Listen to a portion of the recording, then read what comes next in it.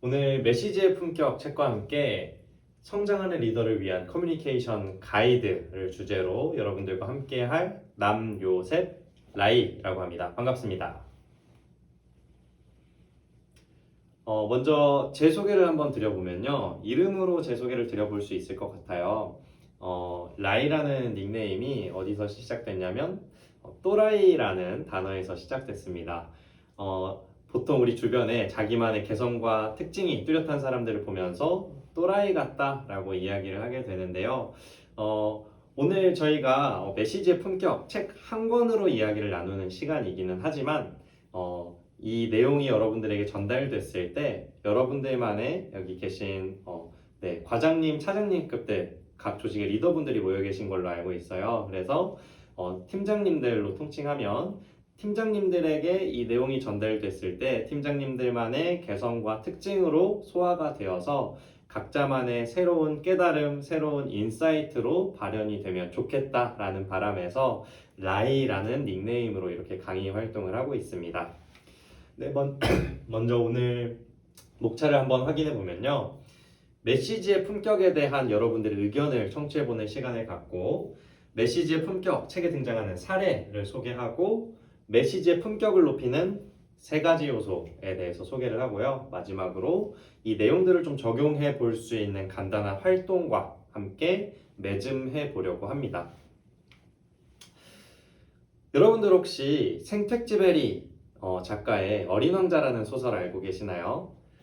제가 이 어린 왕자라는 소설을 딱 떠올렸을 때 처음에는 어린 왕자가 주된 캐릭터, 주인공으로만 등장하는 줄 알았습니다. 하지만 나중에 다시 이 책을 보니 비행기 조종사라는 되게 또 작지 않은 비중을 차지하는 캐릭터가 있더라고요. 그래서 어느 날 이 어린 왕자가 비행기 조종사에게 가서 양의 그림을 그려달라고 하는 씬이 있습니다. 그래서 비행기 조종사가 어린 왕자에게 양을 이렇게 그려줍니다. 어린 왕자의 반응은 어땠을까요? 어린 왕자는 아니야, 이건 내가 원하는 양이 아니야. 이 양은 너무 어리잖아. 조금 더 건강한 어른 양을 그려줘 라고 요청하게 됩니다. 그러자 비행기 조종사가 두 번째 그림을 그려줍니다. 이 그림을 보고 어린 왕자는 또다시 아니야, 내가 원하는 양이 아니잖아. 이 양한테는 뿔이 달려 있어. 이건 양이 아니라 염소야 라고 답하게 됩니다. 다시 그려줘라고 또 요청을 하고요. 비행기 조종사가 세 번째 그림을 그려줍니다. 어린 왕자는 이번에도 자신이 원하는 양이 아니라며 이 양은 너무 늙고 병들었잖아. 나는 건강한 양을 원하는 거라고 다시 그려줘 라고 요청하게 됩니다. 만약에 제가 비행기 조종사였다면 다소 짜증이 나면서 자리를 박차고 일어났을 수도 있을 것 같아요. 하지만 비행기 조종사는 이 어린 왕자를 위해서 고심하고 다시 그림을 그려줍니다. 그리고 이 상자의 그림을 어린 왕자에게 전해주면서 이렇게 이야기합니다. 자, 여기 네가 원하는 양은 이 상자 안에 있어 라고 이야기하게 됩니다. 이 장면에서 우리는 과연 우리는 일상 속에서 혹은 누군가와 대화하고 상호작용을 하면서 상대방이 원하는 것들을 잘 청취하고 있는가, 받아들이고 있는가, 그리고 온전하게 전달이 됐을까라는 물음을 던져볼 수 있을 것 같아요. 이걸 다시 단어로 치환해보면 경청이라는 단어로도 바꿔볼 수 있을 것 같은데요. 이 이야기에 이어서 제가 여러분들께 물음으로 오늘 시작해 보고 싶습니다. 팀장님들은 오늘 지금 여기 이 자리에 모이면서 팀장님들의 어떤 소망과 궁금한 점 그리고 기대 사항들을 가지고 오셨는지 포스트잇에 한번 작성해 주시면 감사할 것 같습니다. 네, 이렇게 작성해 주신 내용들을 한번 보면요. 상대방을 쉽게 설득하는 말하기, 같은 말도 듣기 편하게, 말의 요지를 명료하게, 팀원들과의 의견 충돌 해결, 효과적인 소통 능력, 팀원들의 동기부여, 업무를 위한 소통 때마다의 긴장 이런 내용들을 작성을 해주셨습니다. 전체적인 공통점을 한번 발견해 보자면 말하는 방법이나 스킬, 방식에 대한 고민, 궁금점 혹은 전달되는 이 말, 언어의 온도에 대해서 여러분들이 같은 공통적인 고민을 하고 계시지 않나 라고 생각을 해볼 수 있을 것 같습니다. 그래서 오늘 저희가 메시지의 품격이라는 책을 주제로 다루니만큼 이 메시지의 품격 주제에 맞는 이 책에 등장하는 내용과 사례들을 중심으로 여러분들이 가지고 계신 궁금점, 생각들을 하나씩 풀어가 보고자 합니다. 자, 먼저 이 메시지의 품격 제목에 등장하는 이 품격이라는 단어에서 팀장님들은 어떤 단어와 이미지가 또 떠오르시는지 한번 질문을 던져보고 싶습니다. 그래서 화면 하단에 제가 QR 링크를 공유 드릴 텐데요. 이 QR 링크 통해 들어가면 패들릿이라는 도구를 활용하실 수 있어요. 그래서 품격 했을 때 떠오르는 단어와 이미지를 업로드 해주시고 왜 이런 단어와 이미지를 떠올리게 되셨는지 간단한 부연 설명을 함께 해주시면 감사하겠습니다. 네, 팀장님들께서 작성해주신 단어와 이미지, 설명들이 이렇게 패들릿 화면에 등장하는데요. 먼저 단어를 중심으로 확인을 해보겠습니다. 품격하면 떠오르는 단어들은 예절, 신뢰, 전문성, 도덕성, 고려, 존중, 정확성 그리고 등등의 단어가 단어를 적어주셨는데요. 먼저 첫 번째 페이지에 나와 있는 단어와 이미지 설명을 한번 공유해보고 그 후에 또 작성해주신 내용은 여러분들 쉬는 시간에 다른 팀장님들은 어떤 내용을 작성하셨나 확인해주시면 감사하겠습니다. 먼저 품격하면 떠오르는 단어와 이미지에서 첫 번째 단어는 예절이라는 단어고요. 식탁에서의 예절을 이미지로 한번 표현을 해주신 것 같아요. 이에 대한 부연 설명은요. 품격 있는 사람은 예의범절 안에서 행동합니다. 예절을 지킨다는 것은 타인에 대한 배려, 역지사지의 태도를 뜻하기도 합니다. 라고 소개를 해주셨습니다. 감사합니다. 두 번째 단어 신뢰이고요. 이미지로는 동물과 사람 간의 신뢰관계를 이미지로 표현을 해주셨어요. 설명은 품격은 신뢰를 동반합니다. 품위와 격 있는 행동을 유지하는 사람은 믿고 신뢰할 수 있습니다. 라고 소개를 해주셨고요. 세 번째 전문성이라는 단어에서는 아마도 강연장에서 특정 전문인이 많은 사람들을 대상으로 강의하는 이미지를 형상화해 주신 것 같아요. 그래서 부연 설명을 함께 보면 전문적인 내용과 표현으로부터 품격이 묻어납니다. 어떤 방식으로 전달하는가의 방식, 태도, 외모 등에서도 전문성과 품격을 느낄 수 있습니다. 라고 이야기를 적어주셨습니다. 이렇게 팀장님들이 품격하면 떠오르는 단어와 이미지를 확인해 볼 수 있었고요. 여기에 이어서 오늘의 그 주제, 책 제목, 메시지의 품격에 대해서 한번 또 해석해보고 접근을 해보고자 해요. 그러기 위해서 품격이란 단어를 팀장님의 의견을 들었다면 메시지를 다시 한번 정의해보고 대체 단어를 찾아보고자 합니다. 그래서 메시지의 다른 대체 단어는 소통, 공감, 이해 정도의 단어로도 치환해 볼 수 있을 것 같고요. 이 메시지의 품격을 다시 한번 뜯어서 해석해 보기 위해서 소통이라는 단어를 한번 선택하고 또 팀장님들께서 보태주셨던 품격의 다른 대체 단어들을 한번 조합해 보도록 하겠습니다. 그래서 이 단어들을 메시지의 품격으로 조합했을 때 소통의 예절, 신뢰감을 얻을 수 있는 소통, 전문성을 띤 소통 정도로도 이해를 해볼 수 있을 것 같고 또 도덕적인 소통, 상대방을 고려한 소통, 상대방을 존중하는 소통, 정확하고 명료한 소통 등으로 이 메시지의 또 다른 단어와 품격의 여러분들의 팀장님들의 의견을 합쳐서 이런 방식으로도 우리가 이해하고 해석하는 접근이 가능하다라고 이야기해 볼 수 있을 것 같습니다. 그렇다면 우리가 이렇게 새롭게 재정의하고 접근하는 메시지의 품격 있는 메시지는 언제, 어떤 순간에 필요하게 될까요? 메시지의 품격 책 안에 등장하는 다양한 사례들이 있는데요. 그 중에서 잠시 후에 저희는 하나의 사례를 좀 더 집중적으로 살펴보고자 합니다. 그 하나의 사례는 여기 있는 내용인데 한번 읽어보겠습니다.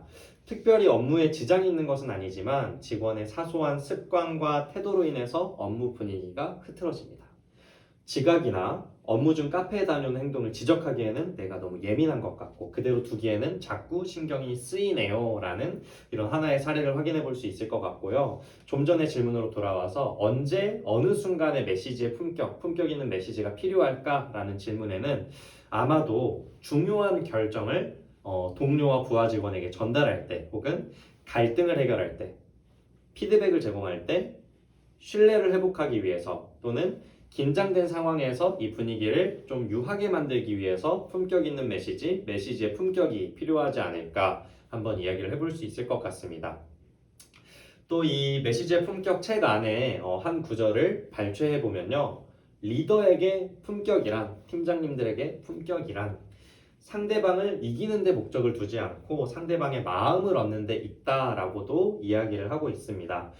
사실 저도 누군가와 대화하고 의사소통하고 주장을 이렇게 나누다 보면 조금 더 내 이야기가 설득력이 있었으면 좋겠고 내 주장과 내 의견이 상대방과의 의견에서 우위를 점했으면 하는 마음을 갖게 될 때가 있어요. 하지만 이 책에서 이야기하는 리더에게 메시지의 품격이란 상대방을 이기는 데 목적을 두지 않고 상대방의 마음을 얻는 데 있다라고 이야기를 하고 있습니다. 마음을 얻기 위해서는 무엇을 해야 할까라는 질문이 드는데 이 내용은 잠시 후 뒤에서 또 한번 소개를 드려보도록 하겠습니다. 좀 전에 소개해드렸었던 이 메시지의 품격 사례를 한번 공유 드려보면요. 성과를 촉진시키도록 독려해야 할 때, 좀 전에는 지각하는 상황을 공유 드렸었는데 이번에 성과를 촉진시키도록 독려해야 하는 상황에 대해서 소개해 드려보도록 하겠습니다. 그래서 어떻게 보면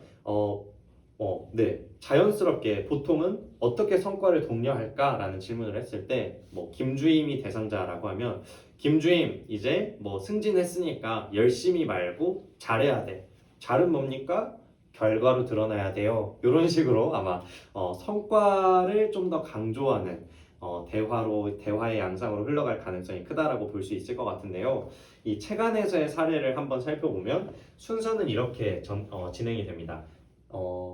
상대방의 상황에 대한 공감, 그리고 질문을 하면서 경청을 하고 상대방의 의견을 듣는 시간을 갖고요. 그리고 내가 전달하고자 하는 바를 새로운 관점과 함께 전달하는 순서로 한번 대화를 개진시켜 볼 수 있을 것 같습니다.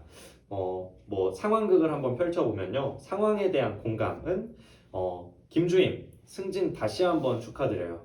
제가 더 기쁘네요 라고 상대방의 상황에 공감을 해볼 수 있을 것 같고요. 상대방에게 질문하면서 경청, 의견을 한번 청취해보는 시간도 가져볼 수 있을 것 같습니다. 김주임, 우리 조직에서 승진이 가지는 의미를 혹시 알고 계십니까? 하면 김주임이 대답을 하겠죠.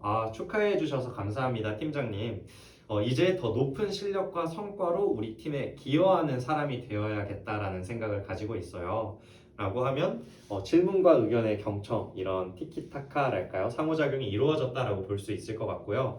이후에 팀장님이 가지고 있는 새로운 관점을 한번 말하고자 하는 바와 함께 전달을 해볼 수 있을 것 같습니다. 맞아요, 김주임. 탁월함을 갖춰야 하는 것도 맞아요. 또한 그 다음 단계로 성장했다는 것은 이제 본인의 프로젝트 성과뿐만 아니라 김주임과 같은 후배들을 양성하는 데 힘을 쏟아야 한다는 것을 의미하기도 해요. 이렇게 이야기를 하고 새로운 관점과 함께 이제는 동료의 성장을 이끌어야 한다라는 메시지를 전달해 볼 수 있죠. 동료의 성장을 이끌고 지원해 줄 수 있는 리더로 김주임이 성장해 가기를 바랍니다. 그러면 김주임은 저의 성과뿐만 아니라 동료의 성과를 위해 성장을 지원하는 사람이 되겠습니다 라면서 서로 간의 훈훈한 분위기와 함께 성과 동료, 그리고 이 조직 안에서 동료와 함께 성장할 수 있는 메시지도 전달을 할 수 있게 됩니다. 이 사례에 담겨 있기도 하고 메시지의 품격 책 안에 담겨 있는 메시지의 품격을 높이는 3가지 요소를 한번 요약해 볼 수 있을 것 같은데요. 명확성, 일관성, 가능성 3가지 정도로 한번 압축해 볼 수 있을 것 같습니다. 첫 번째는 메시지의 명확성입니다. 혹시 여러분들 주차장에 직접 주차를 해보셨거나 주차하는 차량을 보신 적이 있을 겁니다. 넓은 주차장에 수많은 차량들이 어떻게 질서정연하게 주차를 할 수 있는 걸까요? 제가 봤을 땐 이 주차선의 덕이 크다라고 볼 수 있는데요. 하지만 사실 이 주차장에서 주차선 자체가 차지하는 면적은 1%도 되지 않습니다. 이 1%의 면적으로 질서를 만든다는 거 참 신기하지 않나요? 주차할 곳에 명확하게 선을 그어두는 것처럼 전달하고자 하는 것을 단어 혹은 문장으로 정리해두고 기록해두는 것이 말하는 것 혹은 메시지를 명확하게 전달하는 것에 도움이 됩니다. 도움이 되기도 합니다. 그리고 두 번째 요소는 메시지의 일관성을 들어볼 수 있습니다. 여러분들 밤하늘의 북극성이 지구의 천구 북극에 거의 바로 위치해 있다라는 사실 또 알고 계시나요? 하늘에서 유일하게 밝으면서도 움직이지 않는 별이라서 과거부터 나침판을 대신하는 용도로도 사용되었다라고 합니다. 이처럼 변하지 않는 일관성을 띠고 있는 북극성처럼 메시지는 감정이나 기분, 상황, 대상의 변화에 따라 그 전달력이 크게 달라질 수 있기도 합니다. 다시 말하면 감정, 기분, 상황, 대상의 변화에 따라 이것과 관계없이 전하고자 하는 것을 잘 전달한다면 메시지의 품격과 신뢰를 높일 수 있다는 뜻이 되기도 합니다. 마지막으로 메시지의 가능성인데요. 이 메시지의 가능성은 발화 대상자, 대화를 함께 나누는 대상이 가지고 있는 가능성을 보여주는 도구로서의 메시지의 품격, 메시지의 기능입니다.